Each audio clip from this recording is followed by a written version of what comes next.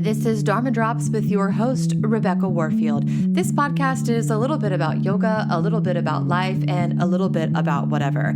And just as a warning, this podcast is unscripted, so that means I might regret a few things that I say. But hey, maybe I'll say some pretty awesome stuff too.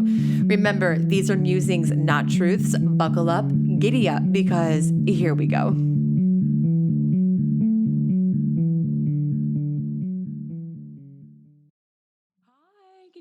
Hey, yes. Can you hear me?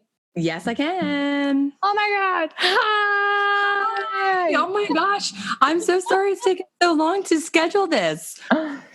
It happens when it needs to happen. And it's like all divine timing. It is divine timing. And it's good timing for a really shitty lunch of cup of noodles. Sorry. I got me a smoothie. Hell yeah, girl. I wish I had a smoothie. I recently told Angela that my life is in distress if I'm eating cup of noodles. Because it's like my go-to. I feel you. I had ramen noodles last night, and I had. It is like it's like the comfort of all comfort food. It is the comfort of all comfort foods, and probably like poison, but delicious. But like nourishing for the soul. It is nourishing for the soul, so therefore it is no longer poison, right? Exactly. Exactly. There's gonna be a little bit of coughing. And I will cut that out. And I'm a little bit hoarse still from being sick. So we're just going to do the best we can. That's all we can do. It is all we can do. Well, I think that, I sent you that clip about the school earlier because I feel like that's really a huge part of everything that I'm going through right now. Mm-hmm. And like having this the tantric basis of worldview. Sure. And really how that's been able to get me through this huge transition. And like, as I finished yesterday of the chemo. Yeah, it was great. I went out with a bang. It was great. Mm-hmm. Awesome. That's how you should go out.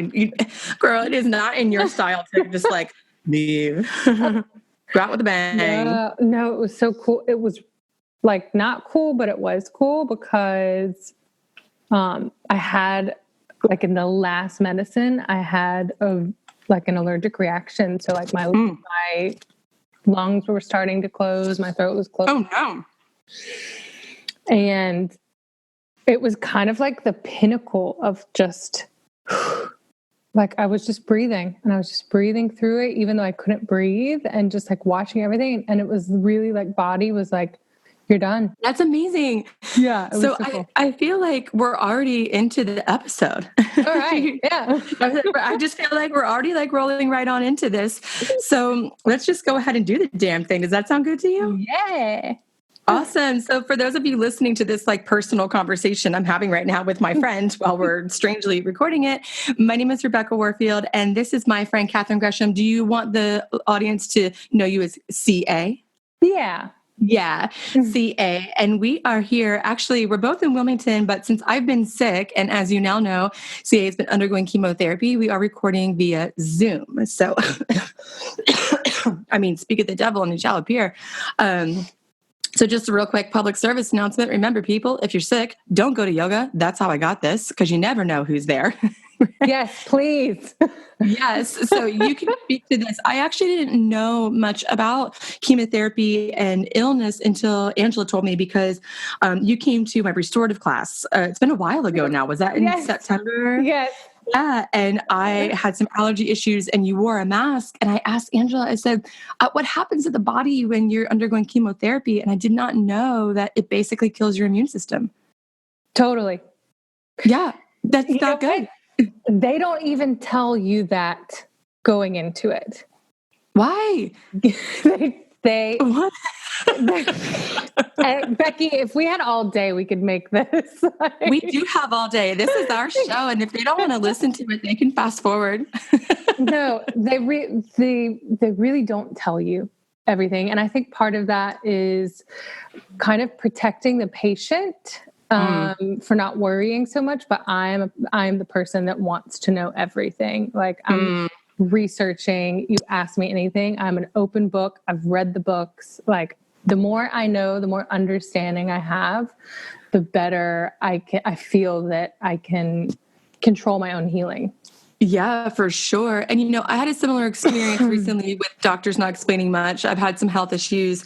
And the doctor had mentioned there could be some like mild side effects, but they're actually like major side effects to it. Oh, yeah.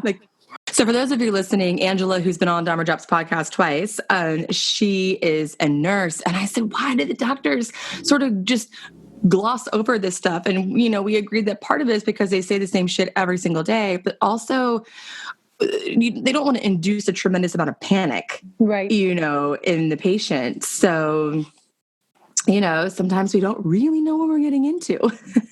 Yeah. So I found out the hard way, which was, they tell you when you're entering chemotherapy, and this whole process it's a process. It's a huge transition, and for sure. Step. It's always about like coming back to self. So before we get too far into all of our deep conversations here, Sia, can you share with the Dharma Drops audience about what's been happening in your life? Yes. So I have been living in Ecuador for the past 2.5 years, and I run a yoga school, Durga's Tiger School. Hey, shout out.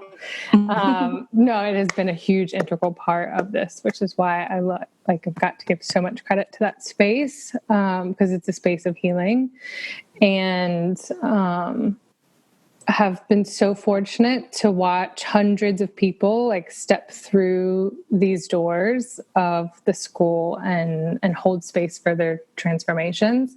Mm-hmm. And I think I was trying to be the pillar without paying attention to myself, like total lack of self-care. And I was sick, and I was getting sick, and I knew that there was something going on. I started doing acupuncture for this like really bad cough that I had. Like I was having asthma attacks. I've never had asthma attacks before. God, I just had acupuncture for a cough. Oh, amazing. I actually really like acupuncture a lot. It's been a huge part of healing path for me, for sure. So like 3 days after I started acupuncture, I was in my kitchen and kind of just like feeling my breasts, because I'm very in tune with my body. It's been a big part of my work of like women's healing and like trauma healing. So I was just like feeling my breasts, and I felt this lump in my left breast. And I was like, immediately that like the vagal nerve reaction that drops into your gut. It was like, ooh, that's not right. And something inside of me, like I am so scared of needles. I do not go to the doctor, but something inside of me activated. Like, you need to get an ultrasound. You need to get a biopsy. In Ecuador, it's a little easier there. They have, it's like a menu, like a carta. And I like walked into the hospital and I was like, I need this, this, and this. And they did it. God. I've been going through my own medical stuff. I have to have a procedure on Monday, like a minor surgical procedure. It has been such a nightmare scheduling this thing, because they're sort of running it like a mill. Like I basically feel like I'm going into Walmart and I'm just going to go through a checkout line, and who I get is who I get. And when I get there through the line, I get there. So pardon me. I definitely maybe envy the a la carte experience. It was definitely good then. I mean, I'm glad that I had that.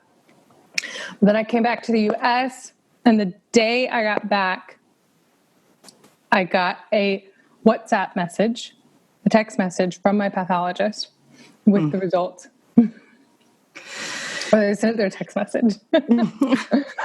Things just operate differently in other parts of the world. I'm like, so much for HIPAA. Yeah. Welcome back to the US. So I was diagnosed May 7th. I was in the hospital, like I was in the doctor's office the next day with stage 1 breast cancer, triple positive. God. And how old are you today? This is like an important factor to this. Not that like age is like the end all of this, but you're very young. It is. No, it's very important. I was 30. And it's something, I don't want to get like too statistical because I don't like mark my words, but it's like 10 to 20% of all diagnosis is women under 40.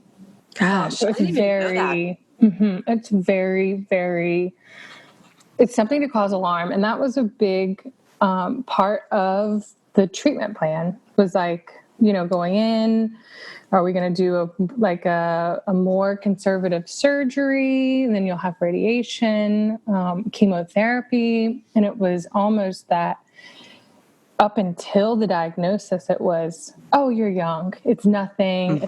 Literally, I cannot tell you that in every single person I talked to told me it was nothing. And my body said, you need to be worried. Yeah, it's so important to listen to that and to hear that message. That I've been thinking about this so much in my own life, dealing with my own health issues that I'm not really ready to talk about publicly yet. But for those in my personal life, they definitely know what I'm talking about. But to listen to your innate wisdom. We know a lot. And when we meet doctors, and the doctors have the best intentions in mind. And look, I deeply appreciate their skills and their medicine, but they don't know me like I know me. 1,000%. 1,000%. Yep. Which, it's why I think that, throughout this process, because it's been a spiritual process, For sure. Every single practice that I have built since I started going to long wave, since I started going to yoga, through my first teacher training, through my second teacher training, through teaching teacher trainings, all of these practices that I have been building, it's like, this was the go time. Yes, for sure. I think that's what the practice is for. It's this buildup. It's like building this toolkit to prepare for these moments. I mean, sure, it helps us on the day to day, but we hit these points in life where we're either prepared or we aren't. And I feel like for me, the yoga practice, and I can't speak for you, but I sense it for you too, the yoga practice and practicing spirituality has prepared us for these moments in life so we can survive them at some level. And I think though, I just don't know if everyone's there yet, which is not that they're doing anything wrong. I think, I had a really lovely guest, Summer Sobin. She's a yoga teacher in Chapel Hill, North Carolina. And we talked about this, that I think our culture is headed in this spiritual direction. Not everyone's there yet. They're not doing anything wrong. But I do think that some of us are more adequately prepared because our culture is starting to embrace these spiritual, mindful, intentional practices. This was a big reason that I was attracted to Ecuador. I call it following my feet. All of a sudden my feet are walking and I have no idea where they're going, but I know that I'm going to end up somewhere I need to be, which is this like innate intuition. And there was something drawing me to the center of the world. I mean, we're at 0, like where I live.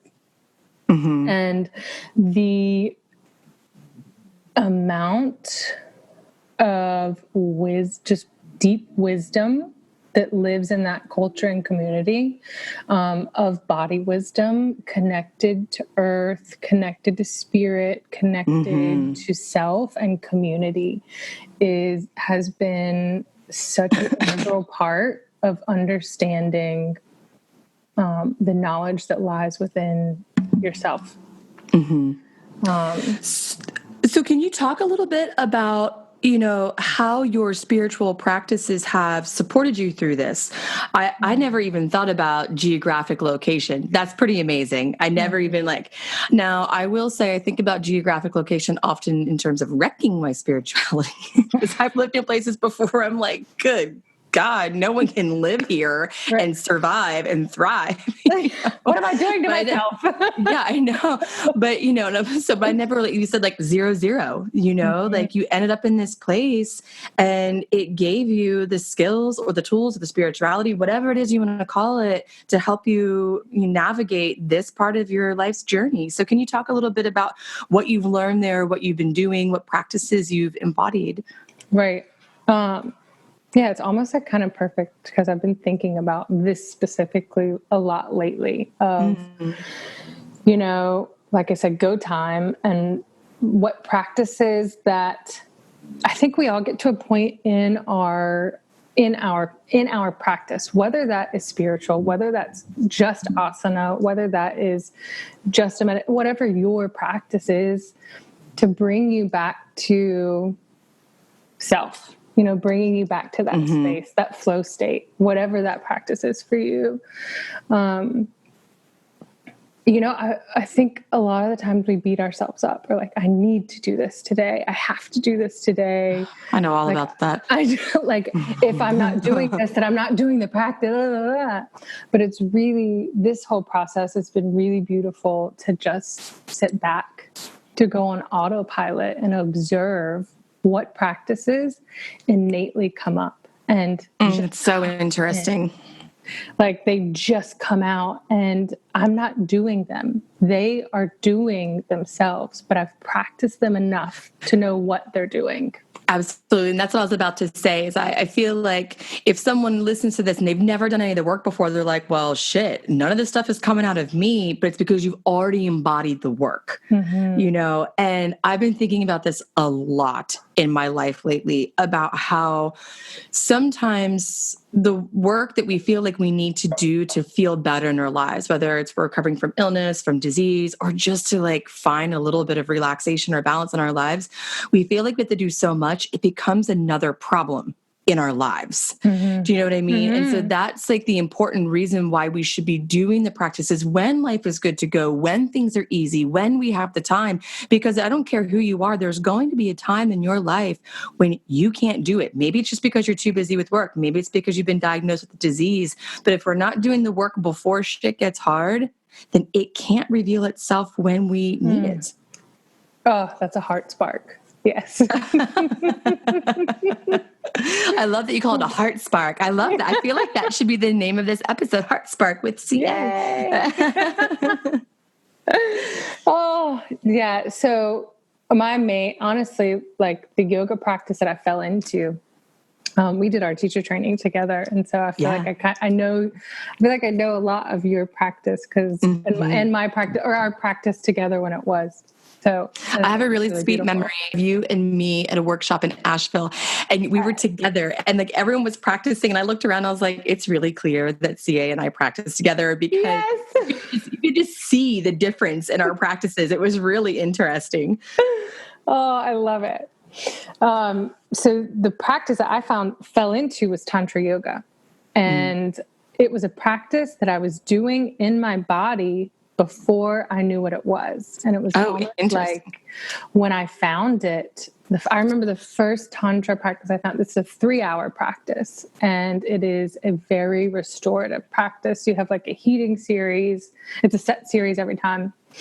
And then the main base of the series, the Tridosha balancing, you enter each posture from Shavasana. So you have a 2 to 5 minute Shavasana through each posture.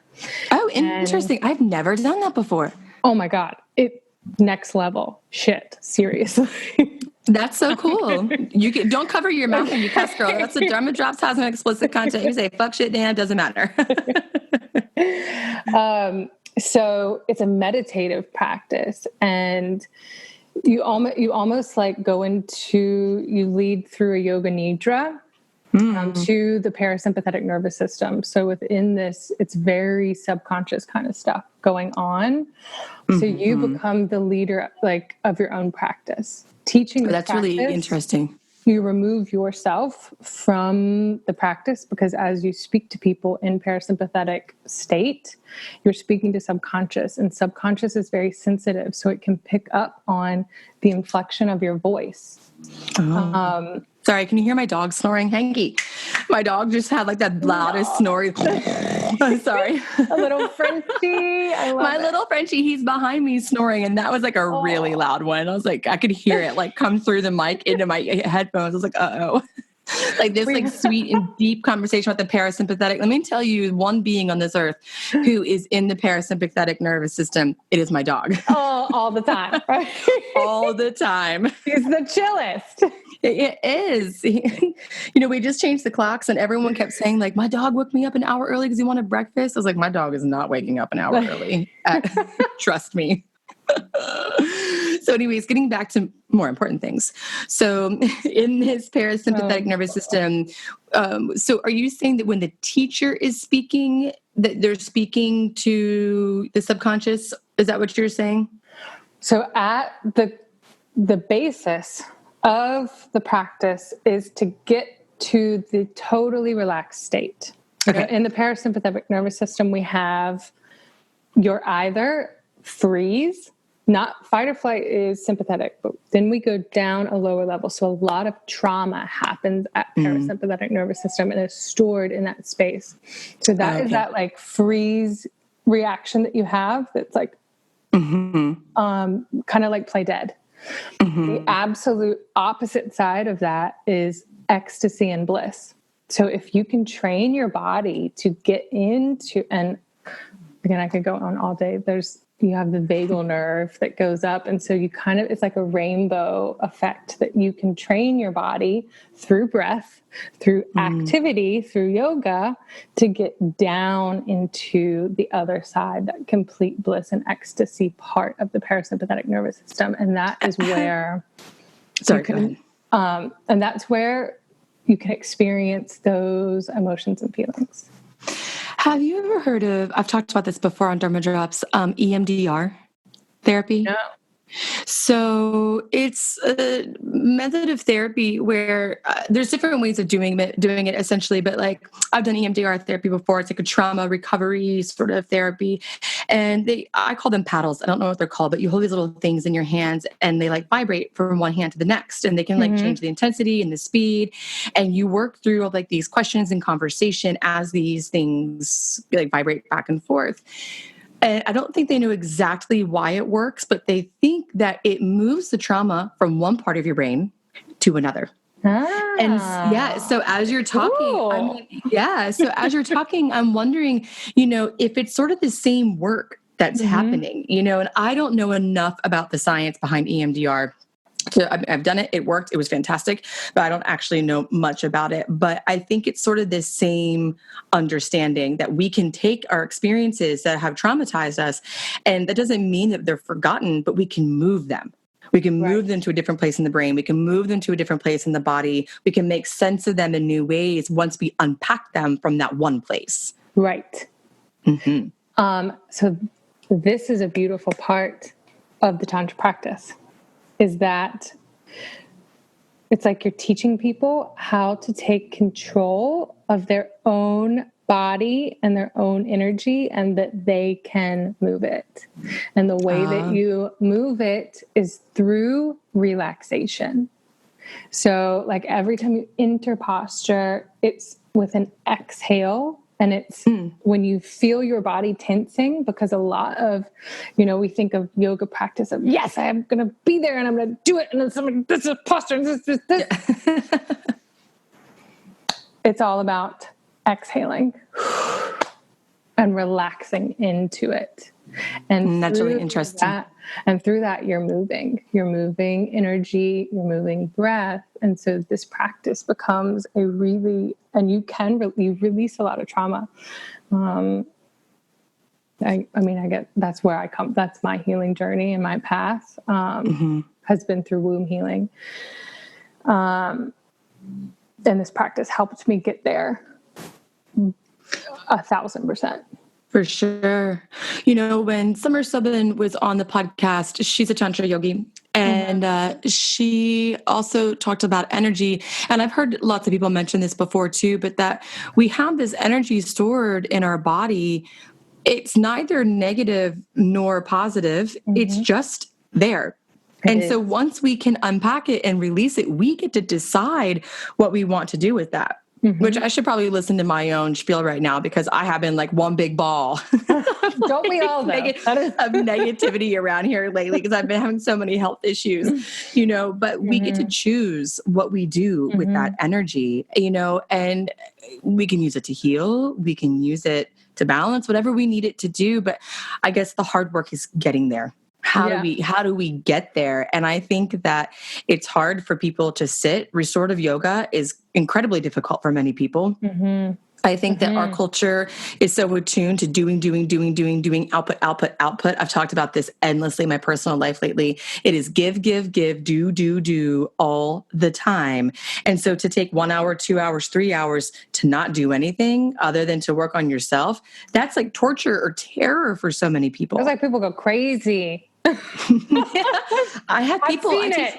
Oh yeah, girl. I have people come to my restorative classes on Friday nights and they cannot sit still. They know they want to. They know they need to. They don't know how to. They cannot sit still. It doesn't matter how many props I give them. It doesn't matter what I do. And they'll usually say after class, like, I'm sorry, I have a really hard time sitting still, that sort of stuff. I'm like, I feel you, girl.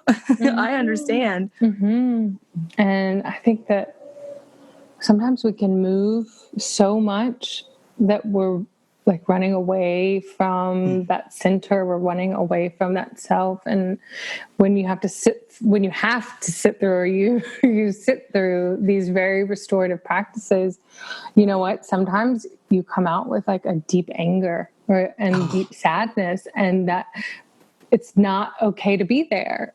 And, one thing that is a huge impulse in this whole practice is like, you have to be there. You have to be there and you sit with it. Angela David, if you're listening, this is for you. She's been talking about this. She recently mentioned that she was reading a book. I don't even know what the book was. Maybe she'll post it in the Dharma Drops community page. Yeah, I'm just saying, like, subliminal hint, tell us what book it is. But she said she was reading a book that really emphasizes how important it is when you're going through shit, when you're sitting in the muck, it's not time to run away from it. It's not time to dig yourself out of it. It's time to be in it because you can't get out until you've been in it. Yeah. My therapist used to always say, up and out. You got to get down and then it can come up and out. And it's the rainbow. It's the rainbow effect. I know, this is and over. That's right. And I think that's really important too, because we're afraid of feeling often.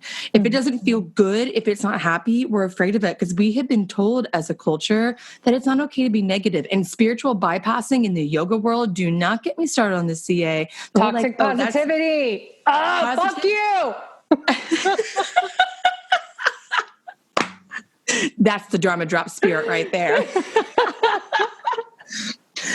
But it's all this like love and light, like, oh, I can't be around your toxic energy. No. Well, I can't be around your toxic positivity because look, sometimes people go through shit.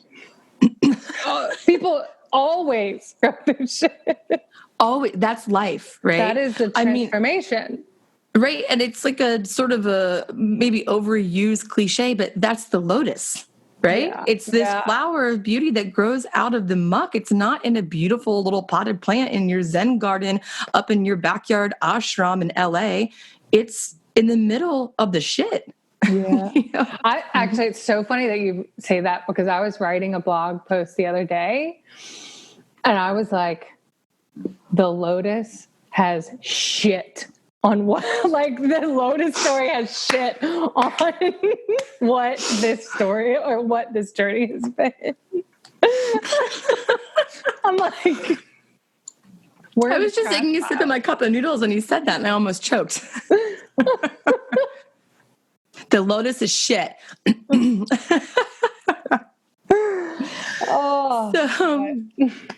So in terms of your spiritual practices, what is there a name for the type of yoga practice that you have been doing? Yeah. So this specific practice is kaula Tantra yoga. So kaula, how do you spell that? Kaula, like community.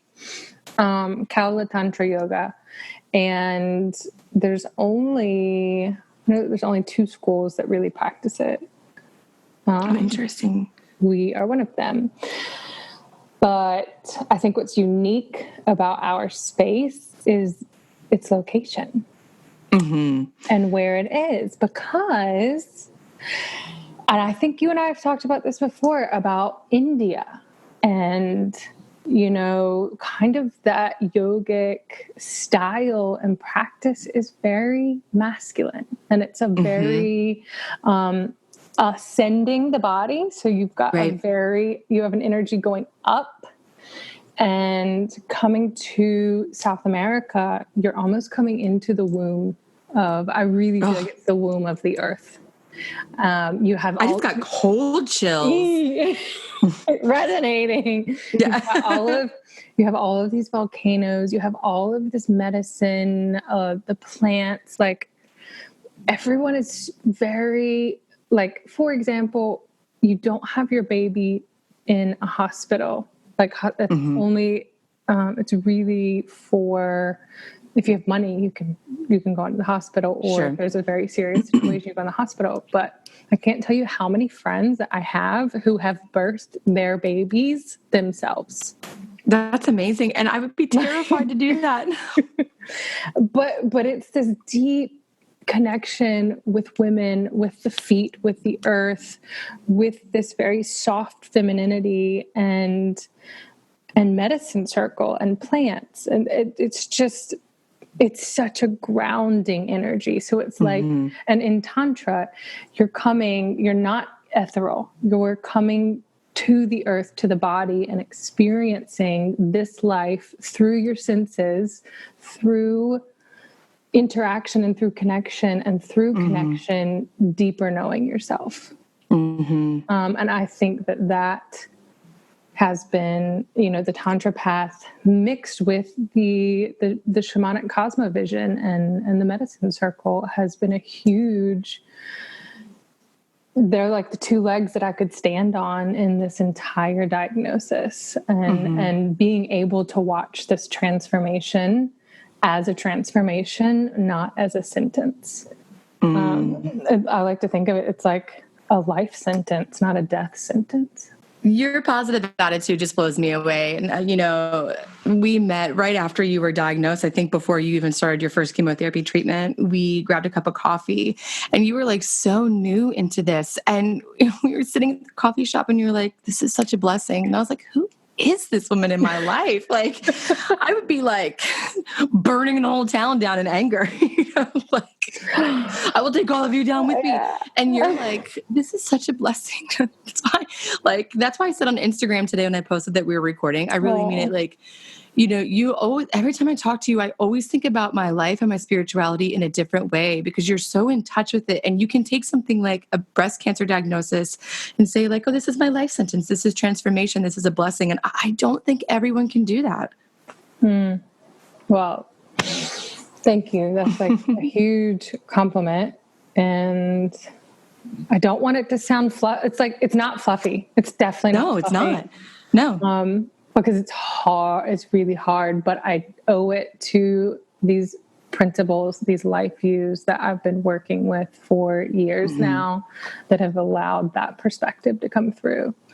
And to see our experiences as teachers. You know, I've been doing this whole gratitude journaling thing because it's November, and you know, one of the journal prompts was basically, I forget what, I shouldn't forget because I wrote the journal prompts, for crying out loud, but it was something like, I think, consider like a negative experience and how it served as a teacher, you know, and I think like we can shift the way we think about our lives. That it's not easy, right? And it sounds a little woo-woo, especially if you've never done it before, but really, if we really can take our experiences and say like, what can I learn from this? How can this transform me? How can this enhance the way I live my life and serve others? That's the whole point, I think. I mean, I don't know, but I think so. Yeah. And about being able to look, you know, what we see, in my worldview, my perspective is what's happening in front of me is here to be experienced. And once I start placing my judgment on the things that are happening outside of me, I am directly judging what's happening inside of me. And living through the experiences that are happening around me are helping me to organize my internal world. I have I think yesterday really was a perfect for me. And I've been trying, like, really reflect. I mean, I can't even say reflecting. It was 24 hours ago, but it hit really hard. And, ritual is a big thing for me. So beginning and ending, you have this cycle, and through these cycles, you go through this entire, like a day is a ritual. For me, it's been this chemo starting and ending. This is marking a journey. Because yesterday was your last day, right, of chemo? Yesterday was the last chemo. Yes. Woohoo! And they don't get easier every time you go in. Like, it's kind of like you get anxiety and like, Yeah. And yesterday I was talking to my best friend and I was just like, I'm not anxious today. Like, I was just breathing and I was not anxious. And there was this mantra that or kind of just like a little word that kept popping up, was just breathe. And okay, breathing will get you through. And I just kept saying that over and over. Like, this is really interesting. And as I'm saying this, I mean, yeah, this is going to be. As I'm saying this in my head, I look up and a blue heron flies eye level outside of my window. I live I'm like right on the bridge to Wrightsville Beach. So we have herons that live in the back of the building. I've never seen him over here. And he is a huge spiritual influence in my life. Every time I need the heron, he's there. And I know, like, seeing him fly across yesterday morning was like, it's the signs that say, pay attention. And I was thinking in my head, breathe. Breathing will get you through. I was like, wow, okay. Not anxious. I go in for the last day. And the last 10 minutes, or the last drug that they pushed through was a chemo drug, carboplatin. And I want to say 15 minutes into the treatment. I don't really remember. And all of a sudden I started coughing, and that coughing turned into like a gagging. And then that then the realization of, there's this really gray area between, is this normal or is this not normal? What is my body feeling right now? And I close my eyes, and again in my head, breathing will get you through. And my lungs were closing, my throat was closing. I was having a reaction to the medicine. Oh my gosh. And I kind of called my nurse over, and I was like, I think that I'm like I can't breathe. And you're scared. You're like, I don't know. Is it? And she's like, her eyes were within 2 seconds, there's 5 nurses. They're pulling a screen over. I'm getting jammed with EpiPen. I'm getting EpiPen. I'm getting Benadryl. God. And through this entire kind of it was just surge of energy. And through the whole thing, I was just breathing, and I was watching what was happening. And not one moment of that did I freak out, which I think was that for me was a huge, that was the closing of the circle. Wow. I just sat here. I listened to my body. I saw the signs, from the beginning of the day. I used all the tools, and I didn't try. And to just sit there and use breathing through the nose, and just kind of coming into this calm space. And they're talking to me this whole commotion going on. I'm just yeah, I'm here. I can breathe. I can get some air into my nose. And then, I really felt like that was my body saying, okay, you're done. You don't need this medicine anymore. And that it felt for sure. It was the exhale and a trust that, okay, this medicine did what it needed to do. I have no doubts that my body is healing, and that I'm on the right path. It makes me think too, I think the universe presents us with some tests sometimes. Like, Yeah. I'm going to send this to you right here just to double check that you can make it through this before we close this door. Yeah. You know, and are you able to see the signs? Can you breathe? Can you be calm? You know what I mean? Just to, I mean, I don't know if the universe is like, let me spin the wheel and see how I'm going to fuck with today. Right. But I do think that we do the work and we're presented with the opportunity to put it in practice, and either we do or we don't. And that's it. And you did. And it's done. So now that you're finished your last round of chemo, what's the next step?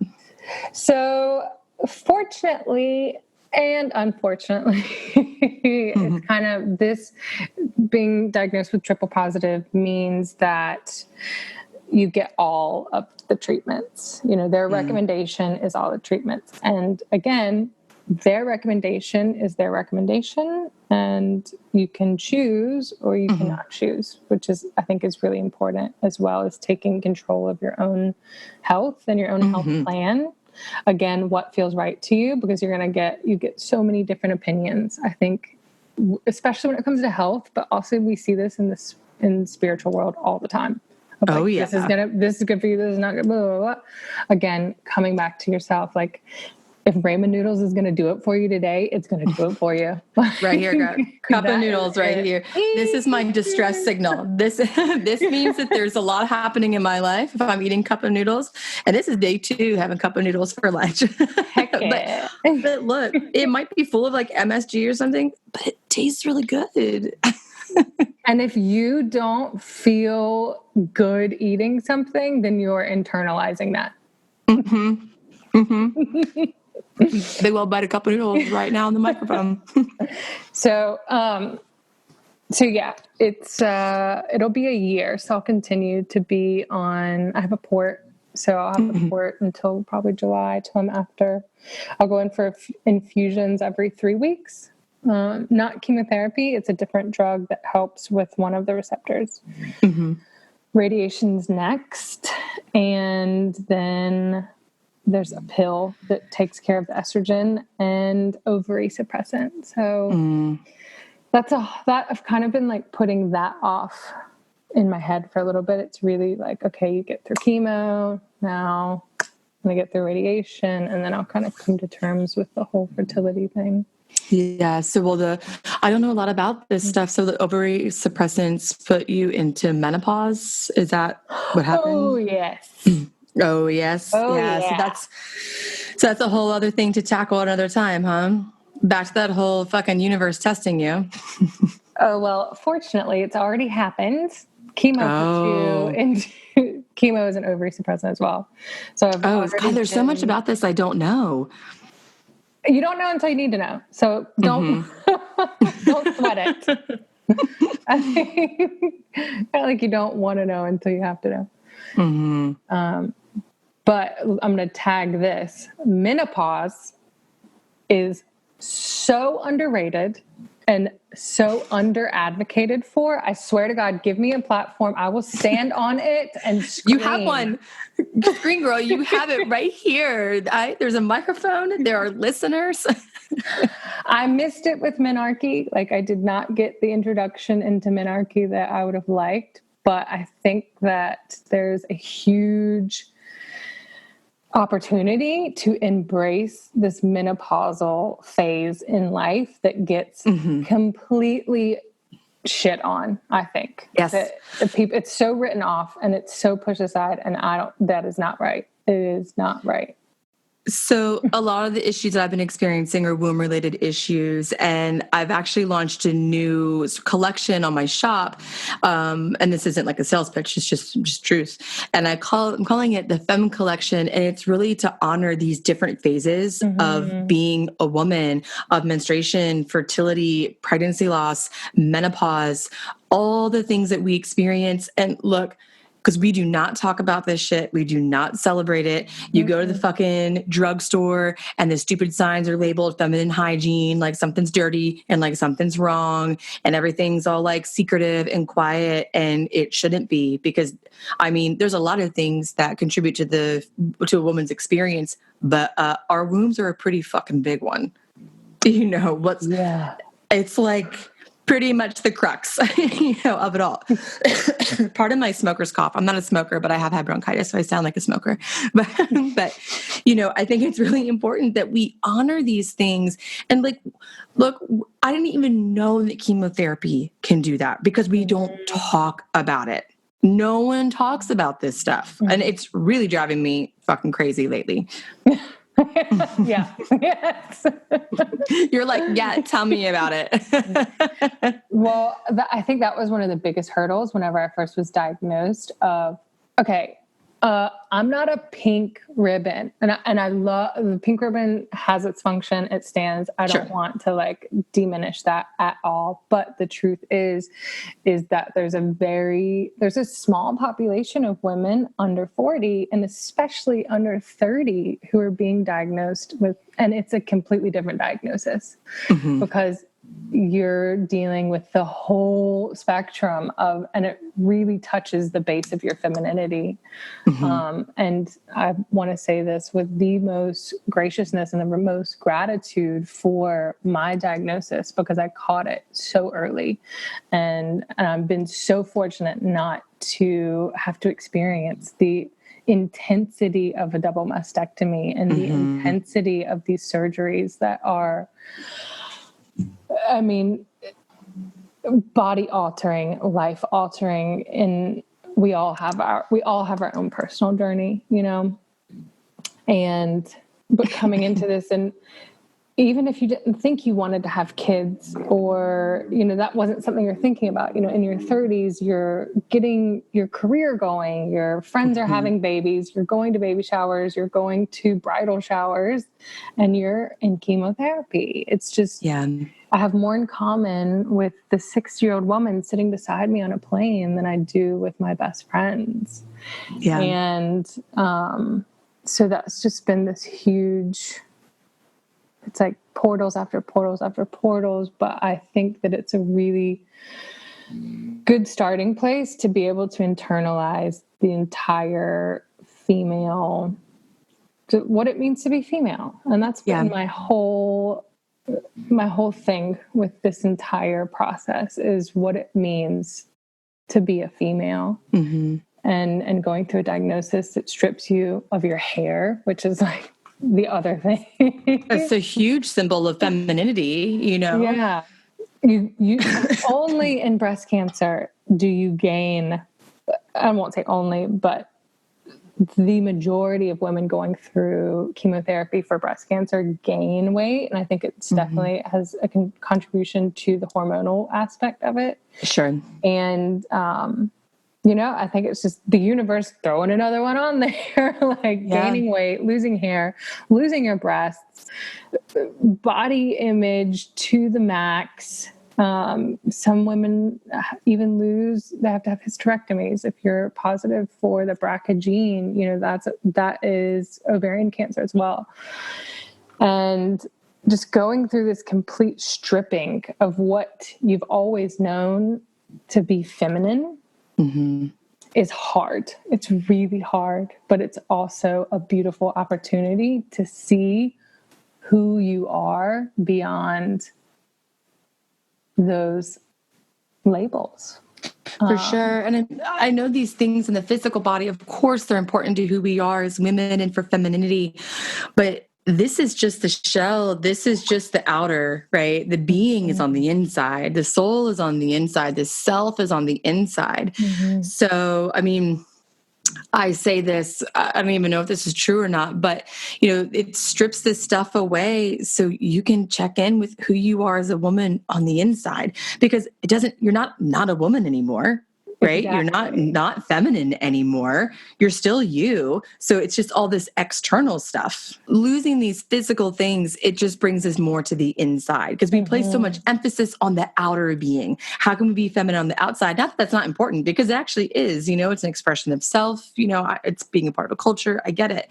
But I think it just goes back to the very beginning of our conversation that you said, this experience has brought you back to the self and who are you? Right.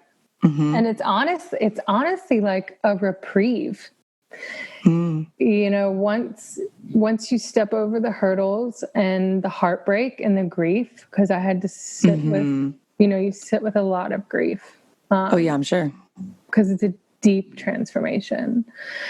But I say in those moments is where you really find the gems and you find the treasures. I said from the beginning, I will not throw the mud out and forget the treasure. So I'll never condemn this diagnosis because it's in those deep moments of grief that you find strength.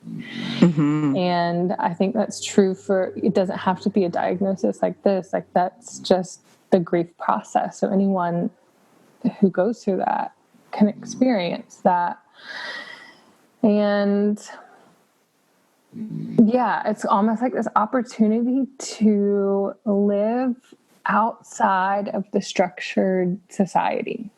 You get kind of like a break.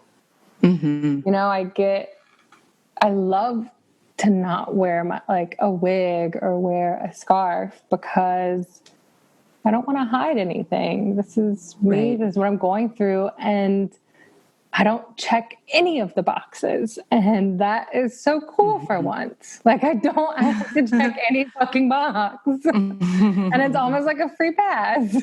So I'm going to use it for now. I'm going to use it while I can. So in terms of what you've been doing in your spiritual practice, you talked a little about, I can't say it. You talked a little bit about, your yoga practice. Are there any other practices that you've been using that maybe anyone, you mentioned this is really about anyone experiencing grief. Are there things that people can do that you've learned along the way in working through grief at any level? Yeah. I think the most important thing and the hardest thing is to sit with it and to touch it.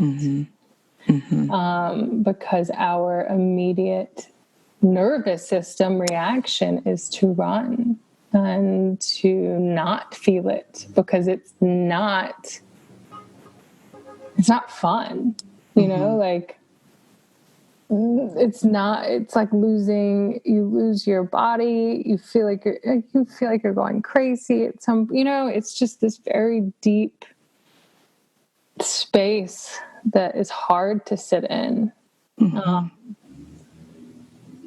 And honestly, like prayer became a huge part of my practice. And I learned that through the medicine circle and really how to pray and realizing up until this point, I've been praying, but I haven't really been praying. There's this really beautiful, as you sit in circle and you sit around the fire, and the fire is like a direct connection to your heart. And as you pray, you use the sacred tobacco. And with that tobacco in your hands, it's a line directly to the fire. And the fire represents your heart. And your words go up in the smoke of that fire and in the smoke of that tobacco. And I think I always spoke words, but I didn't know what it meant to speak from the heart until I lost that space. And every part of me has just wanted to be back in that space. And the connection was through prayer. And really learning what it meant to pray and to speak to spirit and to, through prayer, learn gratitude for the earth beneath me and the breath that I breathe and my heart that beats and the ability to live and the ability to be in a body and everything that supports that ability around me, whether that be my community, my family, spirit, and learning an unconditional trust and faith in spirit. And that, I think you can set yourself up to learn that, but until you can feel it.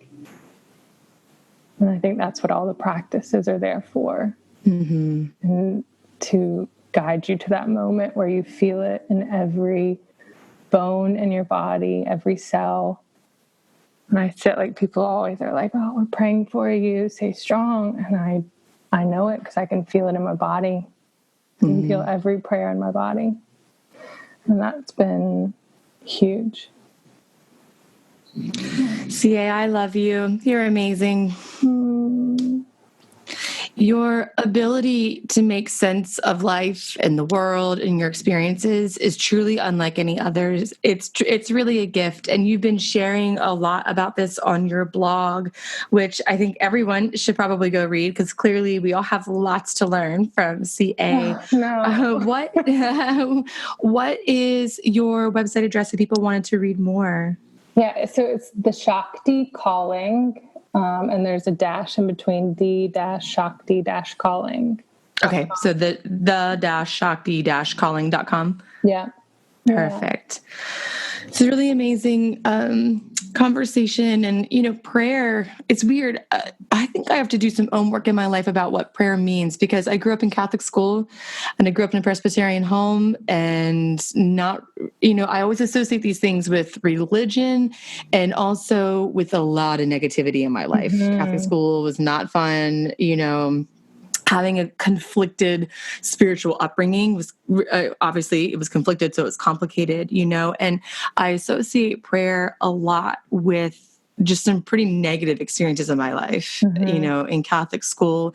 And so when you talk about prayer, what does that mean? Because I don't know, because all I can think of is because I'm not Catholic, but I went to Catholic school and I had to go pray during recess in elementary school to apologize for not being Catholic. With my teachers used to make me go do that. So I always see prayer as this like, shit, I've done lots of stuff wrong. I have to go apologize. You know what I mean? And I know that's not guilt.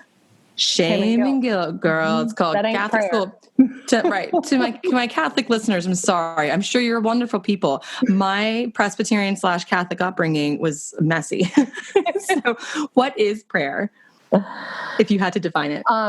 Prayer is communing with yourself because my God lies within me as well as outside of me. And however you can get to that moment where you are completely grounded in yourself and in your body, that you can speak. And it's not even to higher self. It is the self that is in your living being, living through you and connecting with spirit. I say spirit because that is whatever your God is. Whatever being, energy that you can connect with. And it's a heart spark. It comes from the heart. And it's like a smile that emanates through your entire body and tingles through from the tips of your toes to the tips of your fingertips. And it's what I call being alive. It's amazing. Thank you for sharing that. Thank you. So before we wrap things up, CA, do you have anything else that you want to share? Yeah. I mean, maybe. Do you have 6 more hours? I mean, I think that all in all, really this journey for me is about advocating for the female body.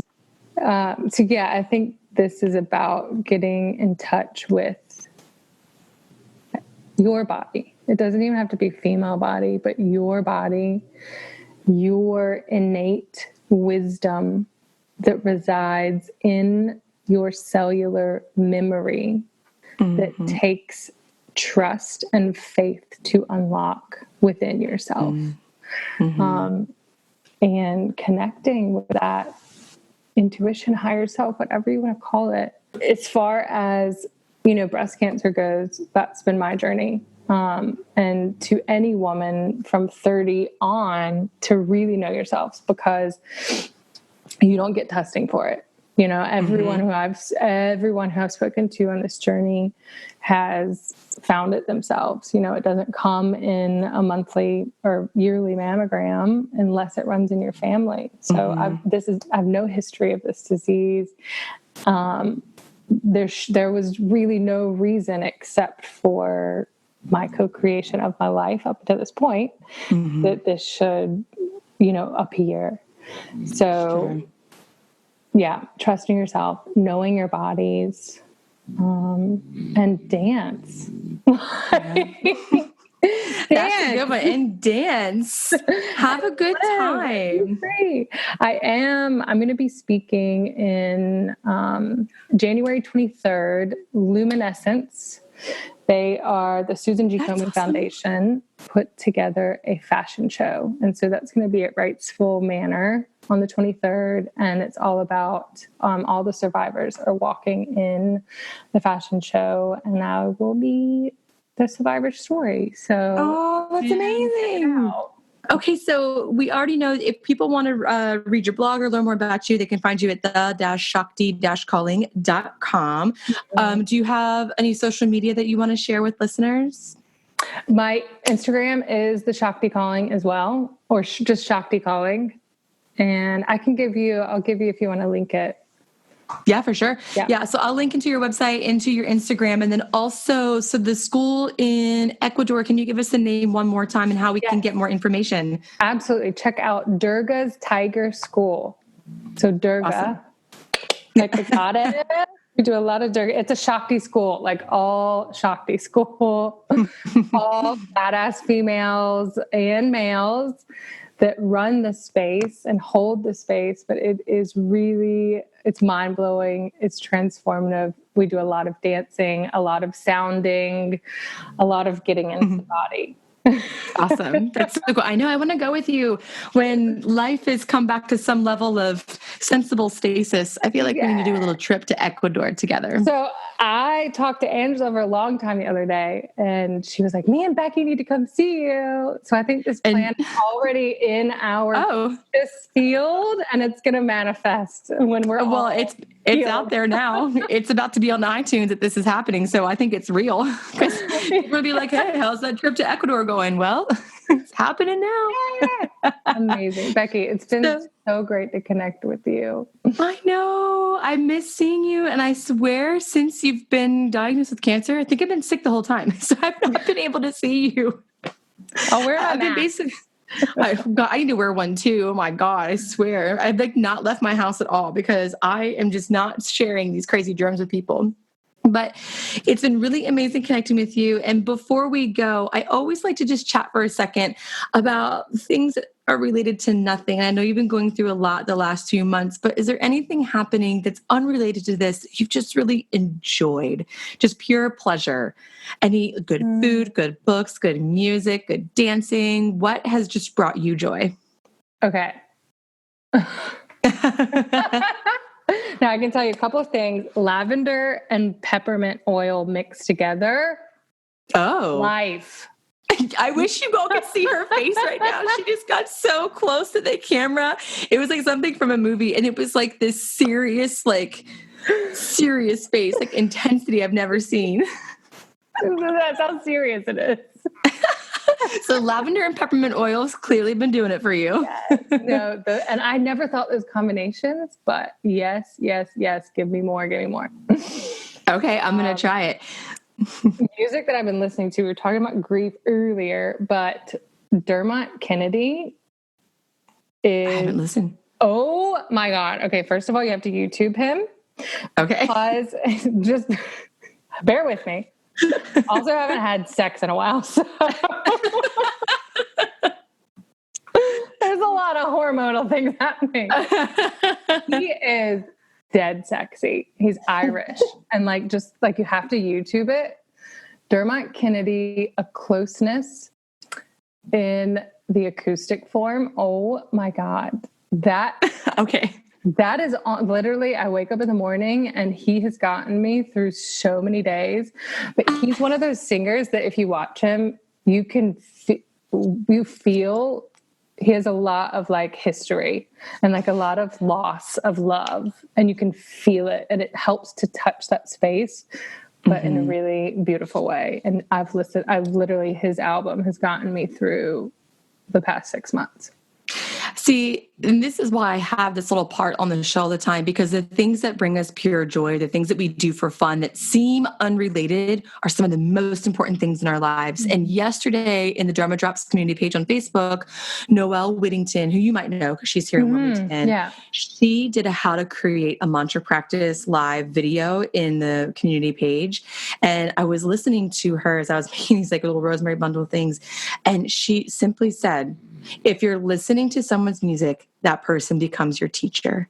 Yeah. And I was like, oh shit, you're right. Like, how many times do you find a musician or a song that you love and you listen to it over and over and over, and the meaning starts to change and it becomes a really important part of like moments in your life? I'm like, you're right. These people are our teachers. It was really like a moment where I was like, duh, why haven't I thought about that before? Oh yeah. Mm-hmm. Oh yeah.